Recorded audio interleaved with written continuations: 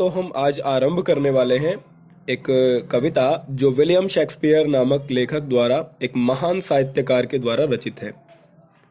कविता का शीर्षक है the seven ages of man, अर्थात मनुष्य के जीवन की 7 एजेस, 7 स्थितियां या अवस्थाएं। इस पाठ के अंदर विलियम शेक्सपियर, जो अंग्रेजी साहित्य के क्षेत्र में एक बड़ा नाम है, एक महान साहित्यकार के रूप में उन्हें जाना जाता है, उन्होंने अपने आसपास के परिवेश में, अपने आसपास के माहौल या वातावरण में जिस प्रकार देखा मनुष्य की अवस्थाओं को, तो उसके आधार पर उन्होंने मानव जीवन को इन 7 स्थितियों में बांट दिया है, जिसका कि वर्णन इस कविता के अंदर उन्होंने किया है। तो आइए ध्यान से पढ़ते हैं क्या कहना चाहा है, किस प्रकार मानव के जीवन को 7 अवस्थाओं में बांटा है विलियम शेक्सपियर ने। तो यहां से आपकी कविता आरंभ होती है, ध्यान दीजिए सभी। All the world's a stage, all the world is a stage. All the world से मतलब यह सारा संसार, इज ए स्टेज मीन्स एक मंच है, एक रंगमंच की तरह है। And all the man and women merely players. और कवि विलियम शेक्सपियर कहते हैं कि सारा संसार एक मंच है। एंड ऑल द मैन, और सभी पुरुष, सभी आदमी, एंड विमेन, और विमेन का मतलब महिलाएं या स्त्रियां, मियरली प्लेयर्स। मियरली कहते हैं ओनली को, ओनली यानी केवल, तो मियरली का अर्थ भी क्या होता है, उसी की तरह होता है, ओनली की तरह यानी कि केवल। और प्लेयर्स का यहां पर जो प्रयोग किया गया है वो खिलाड़ियों के लिए नहीं बल्कि अभिनेताओं के लिए किया गया है, क्योंकि प्ले का अर्थ होता है निभाना, भूमिका निभाना, भूमिका अदा करना। तो उस प्रकार प्लेयर्स का अर्थ होगा भूमिका निभाने वाले या पात्र या किरदार या फिर अभिनेता। तो लाइंस का अर्थ इस प्रकार होगा कि सारा संसार एक मंच या रंगमंच है और सभी पुरुष व सभी महिलाएं केवल भूमिका निभाने वाले हैं, केवल अभिनेता हैं, केवल किरदार या पात्र हैं। They have their exits and their entrances. They have their exits, they का मतलब वे लोग, हैव मीन्स रखते हैं, देयर एग्जिट्स अपने बाहर जाने के मार्ग। एग्जिट का मतलब होता है बाहर निकलने का रास्ता। एक शब्द में, एक बार में बोला जाए तो निर्गमन द्वार, बाहर जाने का द्वार यानी प्रस्थान द्वार। और इसी तरह कहा गया है एंड देयर एंट्रेंसेस। एंट्रेंस होता है अंदर आने का मार्ग यानी कि प्रवेश द्वार। एग्जिट प्रस्थान मार्ग या निर्गमन द्वार, और एंट्रेंस का अर्थ होता है प्रवेश द्वार या अंदर आने का रास्ता। तो लाइन का अर्थ कुछ इस तरह बनेगा कि वे अपने निर्गमन द्वार रखते हैं और उनके पास अपने ही प्रवेश द्वार हैं। ये तो लाइन का शाब्दिक अर्थ हुआ। अब बात कर लेते हैं लाइन के माध्यम से कवि यहाँ क्या भावार्थ प्रस्तुत करना चाहता है, क्या कहना क्या चाहता है वो इस लाइन से। तो सुनिएगा ध्यान से। कवि कहना चाहता है कि ये पूरा संसार एक मंच की तरह है, रंगमंच। जैसे रंगमंच पर नाटक खेला जाता है तो जब जिस पात्र की भूमिका आने वाली होती है तो वह उस मंच पर क्या कर लेता है, प्रवेश कर लेता है, एंटर हो जाता है एंट्रेंस से। और जब उसकी भूमिका समाप्त हो जाती है तो वो एग्जिट से यानी कि बाहर जाने के रास्ते से बाहर चला जाता है। तो बिल्कुल उसी तरह कवि कहना चाहता है कि सारा संसार एक मंच है और सभी पुरुष व स्त्रियां केवल पात्र या अभिनेता हैं। जब उनकी भूमिका आरंभ होने वाली होती है तो वे अपने जन्म लेकर इस रंगमंच पर, इस संसार में जन्म लेकर क्या करते हैं, प्रवेश मार्ग से प्रवेश कर लेते हैं। और जब उनकी भूमिका समाप्त होने वाली होती है तो वे मृत्यु रूपी निर्गमन द्वार से, प्रस्थान मार्ग से क्या करते हैं, बाहर प्रस्थान कर जाते हैं। तो समझ में आया अभी। हालांकि लाइन का जो शाब्दिक अर्थ है वो केवल इतना ही है कि उनके अपने निर्गमन द्वार और अपने ही क्या है, प्रवेश द्वार है। फिर भी भावार्थ यह होगा कि अपनी भूमिका निभाने के लिए वे जन्म लेकर इस मंच पर प्रवेश कर लेते हैं और अपनी भूमिका के समाप्त होने पर मृत्यु पाकर वो इस संसार रूपी रंगमंच से बाहर प्रस्थान कर जाते हैं। And one man in his time plays many parts. And one man, और एक व्यक्ति, एक आदमी, इन हिज टाइम अपने समय में, अपने जीवन काल में, प्लेज यानी निभाता है, मैनी पार्ट्स मीन्स अनेक भूमिकाएं। पार्ट का अर्थ यहां पर भाग या हिस्सा से नहीं बल्कि किससे है, भूमिका से, रोल से। और एक आदमी, एक व्यक्ति अपने पूरे काल में, अपने पूरे समय में अनेक भूमिकाओं को निभाता है। हिज एक्ट्स बीइंग 7 एजेस, और जो उसके ये अभिनय है, हिज एक्ट्स, उसके जो ये अभिनय है, उसकी जो ये भूमिकाएं हैं या जो उसके ये कार्य हैं, बीइंग मीन्स होते हैं, 7 एजेस मीन्स 7 अवस्थाओं के रूप में। उसके ये अभिनय, भूमिकाएं या जो उसके कार्य हैं ये 7 अवस्थाओं के रूप में होते हैं, 7 स्थितियों के रूप में होते हैं। तो आगे ध्यान से सुनेंगे। प्रत्येक अवस्था में आपको ध्यान रखना होगा कि वह किस रूप में होता है, क्योंकि इससे संबंधित प्रश्न भी आएंगे।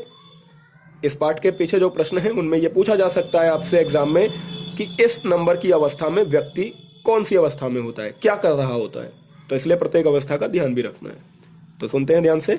At first the infant mewling and puking in the nurses arms. At first mean सबसे पहले, अर्थात पहली अवस्था में। द इन्फेंट जो मनुष्य है वो क्या होता है? इन्फेंट यानी कि शिशु। जो गोद में खेलने वाला छोटा बच्चा होता है उसे कहा जाता है शिशु यानी इन्फेंट। तो प्रथम अवस्था में या सबसे पहले मनुष्य इन्फेंट होता है, शिशु होता है, और क्या कर रहा होता है? म्यूलिंग अर्थात रो रहा होता है, वीपिंग यानी कि। प्यूकिंग का मतलब होता है उल्टियां करना। क्या अर्थ होता है? उल्टियां करना, वॉमिटिंग यानी कि। इन द नर्सेज आर्म्स, कहां पर? नर्स की भुजाओं में, सेविका या परिचारिका की भुजाओं में। तो दोबारा सुनेंगे फिर से। सबसे पहली अवस्था में मनुष्य एक शिशु यानी इन्फेंट होता है, और वह म्यूलिंग यानी वीपिंग रो रहा होता है, और प्यूकिंग यानी वॉमिटिंग यानी कि उल्टियां कर रहा होता है। कहां पर? नर्स की भुजाओं में, सेविका या परिचारिका की भुजाओं में। Then the whining school boy. Then का मतलब तब, फिर या उसके बाद। तब फिर उसकी दूसरी अवस्था आती है जिसमें वो क्या होता है? Whining school boy. वाइनिंग से मतलब कंप्लेनिंग, शिकायत करने वाला, शिकायत करता हुआ। स्कूल बॉय यानी स्कूल जाने वाला लड़का बन जाता है। और फिर या तब या उसके बाद अगली अवस्था, दूसरी अवस्था आती है जब वह वाइनिंग स्कूल बॉय यानी कंप्लेनिंग स्कूल बॉय हो जाता है, अर्थात शिकायती भाव से विद्यालय जाने वाला लड़का बन जाता है। With his satchel, with his bag. Satchel का मतलब बैग से, बस्ता या थैला। और साथ में वह अपना बैग लिए होता है। सैचल का मतलब थैला लिए होता है, बस्ता लिए होता है। And shining morning face. और साथ में क्या लिए होता है? शाइनिंग मॉर्निंग फेस, चमकता हुआ, दमकता हुआ, शाइन करता हुआ जो मॉर्निंग फेस है, प्रातःकालीन चेहरा है, वह भी साथ में लिए होता है।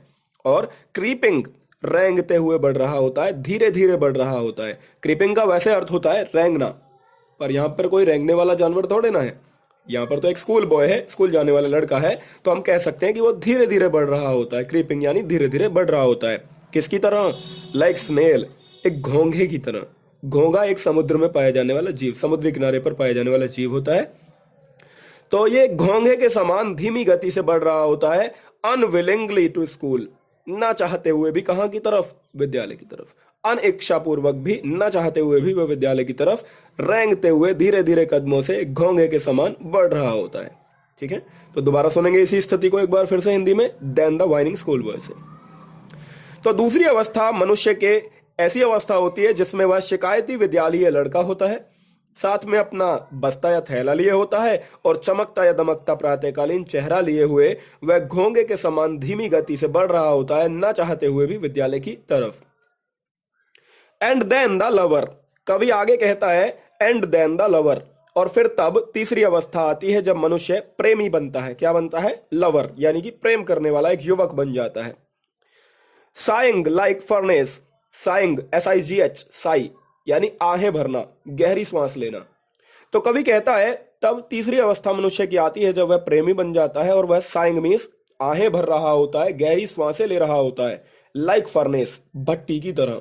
किसके समान सांसें ले रहा होता है? गहरी भट्टी के समान। जिस प्रकार भट्टी जलती रहती है लोहार के यहाँ पर, ऐसा लगता है कि वह भी हवा के माध्यम से संचालित होती है। तो जैसे वह श्वास ले रही होती है भट्टी, उसी प्रकार प्रेमी भी क्या करता है? आहें भरता है, गहरी सांसें ले रहा होता है। With A वॉफुल ballad. वॉफुल कहते हैं विरह से युक्त, पीड़ा से युक्त। फुल का मतलब भरी हुई, युक्त, और वो WOE, वो का मतलब होता है वेदना, विरह या पीड़ा। तो वेदना से युक्त, पीड़ा से युक्त, दर्द से युक्त बैलेड, कथात्मक गीत उसने रचे होते हैं। क्या रचे होते हैं? कथात्मक गीत यानी बैलेड उसने रचे होते हैं, जो कि मेड मीन्स बनाए गए होते हैं टू हिज मिस्ट्रेस आईब्रो। उसकी मिस्ट्रेस यहां पर बेलव्ड यानी प्रेमिका के लिए प्रयोग किया गया है, ना कि मालकिन या स्वामिनी के लिए। यह भी ध्यान रखने की बात है। यहां पर मिस्ट्रेस शब्द बेलव्ड यानी प्रेमिका के लिए प्रयोग किया गया है।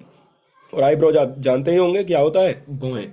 तो अपनी प्रेमिका की जो भौहें हैं उनकी सुंदरता पर उसने बनाए होते हैं ऐसे विरह युक्त या वेदना से युक्त कथात्मक गीतों को वह गा रहा होता है। तो दोबारा सुनेंगे इसी अवस्था को फिर से एक बार। तीसरी अवस्था होती है जो एंड देन द लवर, और फिर तब वह एक प्रेमी बन जाता है और वह भट्टी के समान गहरी सांसें या आहें भर रहा होता है। साथ ही वेदना या पीड़ा से युक्त कथात्मक गीत उसने बनाए होते हैं अपनी प्रेमिका की भौहों की सुंदरता का वर्णन करते हुए। देन ए सोल्जर, तब या फिर या उसके बाद एक चौथी अवस्था आती है जिसमें वो सोल्जर कहलाता है, यानी कि सैनिक बन जाता है। जीविका कमाने के लिए वह कौन सा रोजगार चुन लेता है? कवि के अनुसार सिपाही का। अर्थात चौथी अवस्था में मनुष्य एक सिपाही बन जाता है, सोल्जर बन जाता है, फुल ऑफ स्ट्रेंज ऑथ, और उसका जीवन फुल ऑफ भरा होता है किससे? स्ट्रेंज यानी अजीब प्रकार की, विचित्र प्रकार की, ऑथ यानी कसमों से, शपथों से।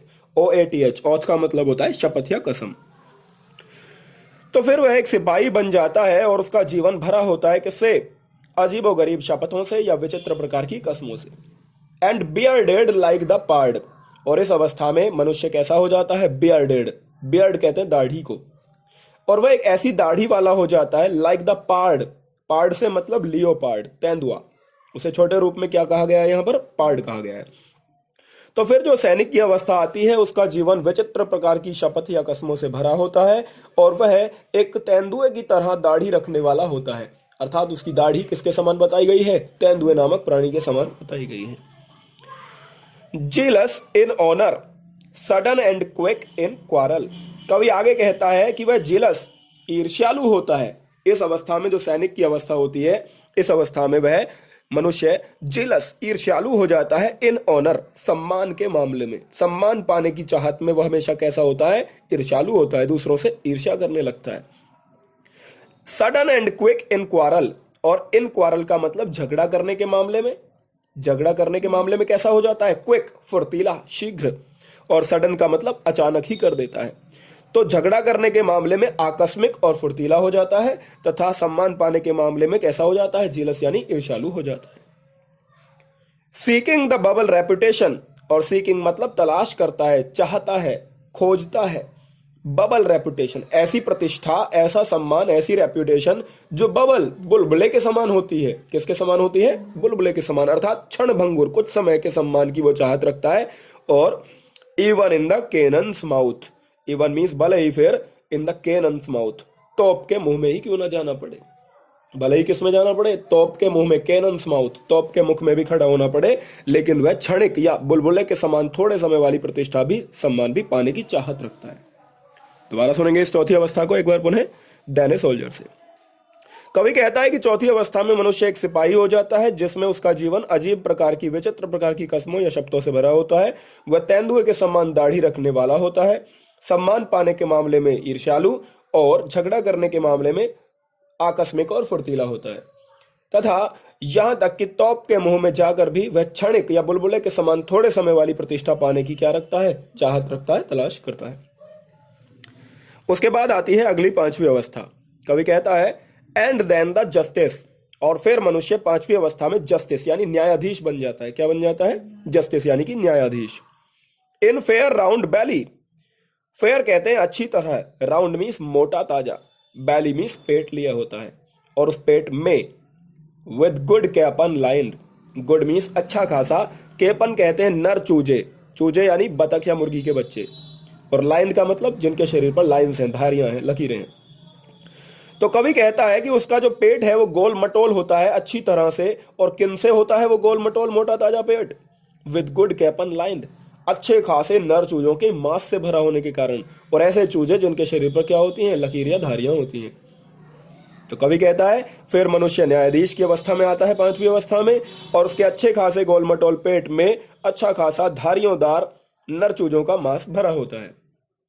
विद आइज सिवियर, इस अवस्था में मनुष्य जो होता है न्यायाधीश की अवस्था में, उसकी आंखें कैसी होती हैं? सिवियर, कठोर या भयानक होती हैं, सख्त निगाहें होती हैं। And beard of formal cut, और बियर्ड यानी कि जो दाढ़ी होती है वो ऑफ फॉर्मल कट, औपचारिक तरीके से कटी हुई होती है, औपचारिक शैली में कटी हुई दाढ़ी वाला होता है। Full of wide saws and modern instance, इस अवस्था में, न्यायाधीश की अवस्था में, मनुष्य जो है उसका दिमाग कैसा होता है? फुल ऑफ, वो भरा होता है, वाइज सॉज, बुद्धिमानी पूर्ण कहावतों से, SAWS, सॉज यानी कहावतें। एंड मॉडर्न इंस्टेंस, इंस्टेंस कहते हैं एग्जाम्पल को, और आधुनिक प्रकार के जो उदाहरण होते हैं उनसे उसका दिमाग भरा होता है। उसका मस्तिष्क, उसका दिमाग बुद्धिमानीपूर्ण कहावतों से और आधुनिक प्रकार के उदाहरणों से भरा होता है। And so he plays his part, और सो मीन्स इस प्रकार, इस तरह, ही प्लेज हिज पार्ट, वह अपनी भूमिका को निभाता है। इसके बाद छठी अवस्था आती है जिसमें कवि कहता है, the sixth age shifts into the lean and slippered pantaloon. The sixth age यानी छठी अवस्था, मनुष्य के जीवन की छठी अवस्था शिफ्ट्स यानी स्थानांतरित कर देती है मनुष्य को। किस रूप में? इनटू द लीन, लीन कहते हैं मरियल, दुबला या पतला। एंड स्लिपर्ड, स्लिपर्ड यानी जिसने स्लिपर्स पहनी हुई हो, यानी चप्पलें पहनी हुई हो। और पेंटालून कहते हैं ओल्ड फुलिश पर्सन को, वृद्ध सा नजर आने वाला, मूर्ख दिखने वाला व्यक्ति, उसको पेंटालून कहा गया है। ओल्ड फुलिश मैन, वृद्ध सा दिखने वाला मूर्ख व्यक्ति। तो कवि कहता है छठी अवस्था मनुष्य को शिफ्ट कर देती है, स्थानांतरित कर देती है एक ऐसे व्यक्ति में जो कि लीन, दुर्बल या मरियल होता है, कमजोर होता है, और चप्पलें पहना एक मूर्ख प्रतीत होने वाला वृद्ध सा व्यक्ति होता है। With spectacles on nose, with spectacles, साथ ही उसने स्पेक्टेकल्स यानी कि चश्मा पहना होता है, ग्लासेस लगाए होते हैं, चश्मा पहना होता है, ऐनक लगाई होती है। कहां पर? ऑन नोज, नाक पर, आंख पर नहीं, कहां पर लगाई होती है? नाक पर। देखा होगा आपने कभी कभी, असलियत में ना सही तो टीवी पर तो देखा ही होगा, कुछ लोग चश्मे को यहां नाक पर ला करके दूर से देखते हैं ना। तो यहां पर भी कवि ऐसा ही कह रहा है कि छठी अवस्था मनुष्य को स्थानांतरित कर देती है कमजोर या दुर्बल व्यक्ति में, चप्पलें पहनने वाले एक मूर्ख हास्यप्रद व्यक्ति में, और साथ ही वह इस अवस्था में अपनी नाक पर ऐनक या चश्मा लगाए होता है। एंड पाउच ऑन साइड, और पाउच के दो अर्थ यहां पर लिए गए हैं, मेरे द्वारा नहीं, बाद के विद्वानों द्वारा, क्योंकि विलियम शेक्सपियर तो अपनी कविता लिखकर चला गया, उसके बाद के विद्वान जो हुए उन्होंने इसका जो एक्सप्लेनेशन दिया, इसका जो स्पष्टीकरण किया, इसका जो अनुवाद किया, इसकी व्याख्या की, वो इस तरह की कि पाउच के दो अर्थ माने गए हैं। एक तो होता है ढीली त्वचा, तो वृद्ध अवस्था में मनुष्य की त्वचा कैसी होती है? ढीली। तो उस नाते यह अर्थ भी लिए जाने योग्य है, पाउच का जो यह अर्थ होता है, ढीली त्वचा। दूसरा अर्थ कुछ विद्वान जो हुए उसके बाद के समय के, उन्होंने यह अर्थ लिया पाउच से मतलब एक थैली से, क्योंकि उस समय के जो लोग थे वो थैली में कुछ धन या पैसे रखा करते थे साइड में लटका करके। तो कुछ विद्वानों ने इसका अर्थ इस तरह लिया कि उसके बगल में, उसके साइड में एक थैली धन रखने की लटकाई होती थी उसने इस अवस्था में। जबकि अधिकतर विद्वान इस मत के हैं या इस राय के हैं कि पाउच का ढीली त्वचा से ही लिया जाएगा, और उन्होंने ये कहा है कि इस अवस्था में मनुष्य की जो ढीली चमड़ी या त्वचा होती है, पाउच होती है, वो कहां पर लटकी होती है? उसके साइड या बगल में लटकी रहती है।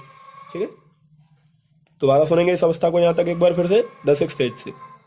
तो कवि के अनुसार छठी अवस्था मनुष्य को स्थानांतरित कर देती है एक दुर्बल व्यक्ति में, एक चप्पलें पहनने वाले वृद्ध हास्यप्रद व्यक्ति में, साथ ही वह अपनी नाक पर चश्मा लगाए होता है और उसकी ढीली चमड़ी उसके साइड में या बगल में लटकी होती है, या यूं कहा जा सकता है कि वह धन रखने की थैली को अपने साइड में लटकाए होता है।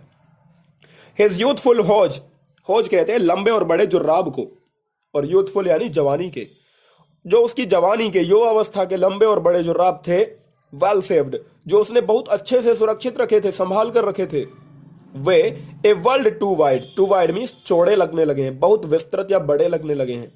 और वर्ल्ड का यहां पर अर्थ संसार से नहीं बल्कि कंप्लीटली से है, पूरी तरह से, क्योंकि वर्ल्ड शब्द का जो अर्थ होता है वह संसार तो होता ही है। अगर हम हिंदी में बात करें संसार के पर्यायवाची शब्दों की, तो संसार के पर्यायवाची होते हैं अखिल, निखिल, विश्व, समस्त, सकल, संपूर्ण, सारा। तो इस नाते सारा या पूरा से अर्थ हम ले सकते हैं, यानी कि विश्व या शब्द है, वर्ल्ड जो शब्द है उसका।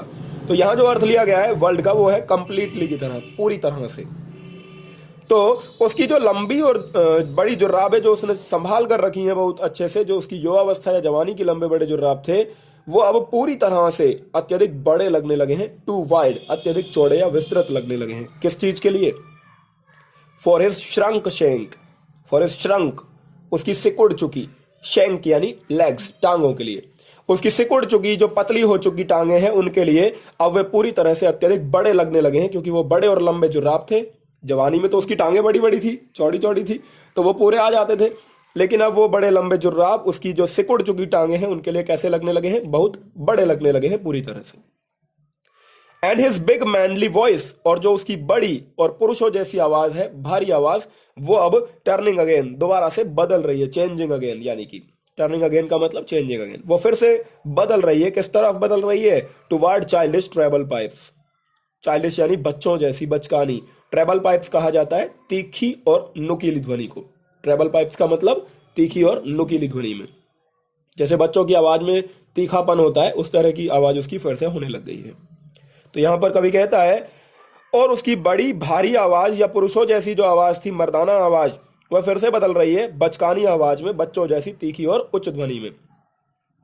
And whistles in is sound, और उसकी जो आवाज है, साउंड है, उसमें विसल्स यानी कि सीटियों सी आवाज सुनाई देती है। उसकी आवाज फिर से बच्चों जैसी तीखी आवाज में बदल रही है और अब उसकी आवाज में, उसके स्वर में सीटियां सी सुनाई देती हैं। इसके बाद आखिरी अवस्था आती है जिसमें कवि कहता है, last scene of all that ends this strange eventful history, कि लास्ट सीन, जो अंतिम दृश्य है, अंतिम अवस्था है, अंतिम परिदृश्य है, ऑफ ऑल मीन सभी अवस्थाओं में से, सभी में से जो सबसे अंतिम या आखिरी परिदृश्य है, दैट एंड्स, जो कि समाप्त कर देता है, दिस स्ट्रेंज इवेंटफुल हिस्ट्री, इस अजीब और गरीब घटनाओं से युक्त इतिहास को जो समाप्त कर देता है, वह अंतिम परिदृश्य क्या होता है? इज सेकंड चाइल्डिशनेस, वह दूसरा बचपन होता है। वह क्या होता है? सेकंड चाइल्डिशनेस, वह दूसरा बचपन होता है। एंड मियर ऑब्लिवियन, और इस आखिरी अवस्था में मियर मीन्स केवल, ओनली, ऑब्लिवियन विस्मृति ही रह जाती है। विस्मृति का मतलब भूल जाने की स्थिति, हर चीज भूल जाता है मनुष्य। और आखिरी परिदृश्य सभी अवस्थाओं में से, जो कि इस पूरे घटनाओं से या अजीबोगरीब घटनाओं से युक्त इतिहास का अंत कर देता है, उस आखिरी परिदृश्य या अवस्था को कहा जाए तो वह दूसरा बचपन होता है। और इस स्थिति में सब कुछ भूल जाता है मनुष्य, केवल विस्मृति ही रह जाती है। विस्मरण यानी भूल जाने की स्थिति ही बच जाती है और मनुष्य हो जाता है sans teeth, sans eyes, sans taste, sans everything. यहां जो सेंस शब्द आया है, SANS, ये विदाउट के अर्थ में आया है। किस अर्थ में आया है? बिना या रहित के अर्थ में, विदाउट जैसे अर्थ में। और इस अवस्था में मनुष्य सेंस टीथ यानी कि विदाउट टीथ, बिना दांतों वाला होकर रह जाता है, क्योंकि आप जानते हैं वृद्ध अवस्था में दांत क्या हो जाते हैं? टूट जाते हैं सारे। सेंस आईज, आंखें भी काम नहीं करती हैं, तो बिना आंखों या बिना दृष्टि वाला होकर रह जाता है। सेंस टेस्ट, कुछ खा भी नहीं पाता ठीक से, स्वाद भी अच्छा नहीं लगता है कोई भी, तो फिर इस प्रकार कहा गया है कवि के द्वारा कि वह बिना स्वाद वाला होकर रह जाता है। सेंस एवरीथिंग, और इस प्रकार कहा जाए तो हर चीज के बिना या हर चीज से रहित होकर रह जाता है। तो यह कविता इस प्रकार खत्म हो जाती है। एक बार पुनः इसकी हिंदी आप फिर से सुन सकते हैं ध्यान से, केवल हिंदी। तो कवि विलियम शेक्सपियर ने मनुष्य के जीवन को 7 अवस्थाओं में बांटा है। वह कहते हैं कि सारा संसार एक मंच या रंगमंच होता है और सभी पुरुष व सभी महिलाएं केवल पात्र हैं, अभिनेता हैं, भूमिका निभाने वाले हैं। उनके पास उनके ही बाहर जाने के मार्ग यानी निर्गमन द्वार या प्रस्थान मार्ग हैं और अपने ही उनके पास क्या है? प्रवेश मार्ग। कहने का भाव यह है कि जब उनकी भूमिका आरंभ होने वाली होती है तो जन्म लेकर वह संसार रूपी रंगमंच पर प्रवेश मार्ग से प्रवेश करते हैं और जब उनकी भूमिका समाप्त हो जाती है तो वह मृत्यु रूपी प्रस्थान द्वार से इस रंगमंच से बाहर प्रस्थान कर जाते हैं। और एक मनुष्य अपने समय में, अपने जीवन काल में अनेक भूमिकाएं निभाता है। उसकी ये भूमिकाएं, उसके ये अभिनय, ये कार्य 7 अवस्थाओं के रूप में होते हैं। सबसे पहली अवस्था में मनुष्य एक शिशु या इन्फेंट होता है, जिस समय वो रो रहा होता है और उल्टियां कर रहा होता है नर्स की भुजाओं में। तब या फिर या इसके बाद दूसरी अवस्था आती है जब वह शिकायती विद्यालय जाने वाला लड़का हो जाता है या शिकायती भाव से विद्यालय जाने वाला लड़का बन जाता है। उसके पास या उसके साथ एक बस्ता होता है उसका, और वह अपना चमकता हुआ प्रातःकालीन चेहरा लिए हुए धीमी गति से, घोंगे के समान धीमी गति से, न चाहते हुए भी विद्यालय की तरफ बढ़ रहा होता है। फिर उसके बाद तीसरी अवस्था आती है जिसमें मनुष्य प्रेमी बनता है या जो प्रेमी की अवस्था होती है, और वह भट्टी के समान आहें भर रहा होता है और साथ ही उसने अपनी प्रेमिका की भौहों की सुंदरता का वर्णन करने के लिए कुछ वेदना युक्त या पीड़ा से युक्त, विरह से युक्त कथात्मक गीत बनाए होते हैं, लिखे होते हैं। फिर चौथी अवस्था आती है जिसमें वह मनुष्य एक सिपाही या सैनिक बनता है। उसका जीवन अजीबोगरीब या विचित्र प्रकार की कस्मों या शपथों से भरा हुआ होता है और इस अवस्था में मनुष्य तेंदुए के समान दाढ़ी वाला होता है, अर्थात उसकी दाढ़ी तेंदुए के समान दिखाई देती है। सम्मान पाने की चाहत में वह ईर्ष्यालु होता है और झगड़ा करने के मामले में वह आकस्मिक और फुर्तीला होता है। यहां तक कि तोप के मुंह के सामने भी जाकर खड़ा होना पड़े तो वह खड़ा हो जाता है, केवल क्षणिक या बुलबुले के समान थोड़े समय वाली प्रतिष्ठा पाने की तलाश में, उसकी चाहत में। और फिर पांचवी अवस्था न्यायाधीश की अवस्था होती है। कवि के अनुसार उसके अच्छे खासे हष्टपुष्ट मोटे ताजे गोल मटोल पेट में धारियोंदार नर चूजों का अच्छा खासा मांस भरा होता है, जिसकी वजह से उसका पेट फूला हुआ, मोटा ताजा, हष्टपुष्ट नजर आता है। और उसकी आंखें सख्त या कठोर होती हैं, तेज तर्रार होती हैं, और उसकी जो दाढ़ी होती है वो औपचारिक शैली में कटी हुई या बनी हुई होती है। उसका मस्तिष्क या दिमाग बुद्धिमानीपूर्ण कहावतों से तथा आधुनिक उदाहरणों से भरा हुआ होता है और इस प्रकार वह अपनी भूमिका निभाता है। फिर छठी अवस्था मनुष्य को स्थानांतरित कर देती है एक दुबले पतले या मरियल व्यक्ति में, एक चप्पलें पहनने वाले ओल्ड फुलिश पर्सन में, अर्थात वृद्ध मूर्ख व्यक्ति में, जिस अवस्था में वह अपनी नाक पर चश्मा या ऐनक पहनता है और उसके साइड में ढीली चमड़ी लटकी होती है, अथवा उसके साइड में या बगल में वह धन रखने की एक थैली लटकाए हुए होता है। और अपनी जवानी के जो लंबे बड़े जुर्राब उसने बहुत अच्छे से संभाल कर सुरक्षित रखे थे, वो अब पूरी तरह से अत्यधिक बड़े या चौड़े लगने लगे हैं उसकी सिकुड़ चुकी टांगों के लिए। और उसकी बड़ी पुरुषों जैसी भारी मर्दाना आवाज फिर से दोबारा से बदल रही है बचकानी आवाज में, बच्चों जैसी तीखी नुकीली पैनी ध्वनि में, तीक्ष्ण ध्वनि में। और अब उसकी आवाज या स्वर में सीटियां सी सुनाई देती हैं। और सबसे अंत में आखिर में सभी दृश्यों या सभी अवस्थाओं में से आखिरी परिदृश्य या आखिरी अवस्था जो कि इस अजीबोगरीब या विचित्र घटनाओं से परिपूर्ण इतिहास का अंत कर देती है, वह दूसरा बचपन कहलाती है, दूसरी बचपन होती है। और इस अवस्था में मनुष्य के पास केवल विस्मृति या भूल जाने की स्थिति शेष रह जाती है, विस्मरण ही रह जाता है, वह सब कुछ भूलने लगता है और मनुष्य का जीवन बिना दांतों वाला, बिना दृष्टि वाला, बिना स्वाद वाला और बिना हर चीज के होकर या हर चीज से वंचित होकर रह जाता है। इस प्रकार आपकी यह कविता समाप्त होती है। और अब आप इसे एक बार पढ़कर देखेंगे और कोई भी लाइन या शब्द समझ में नहीं आए तो आप उसे पुनः भी पूछ सकते हैं। धन्यवाद।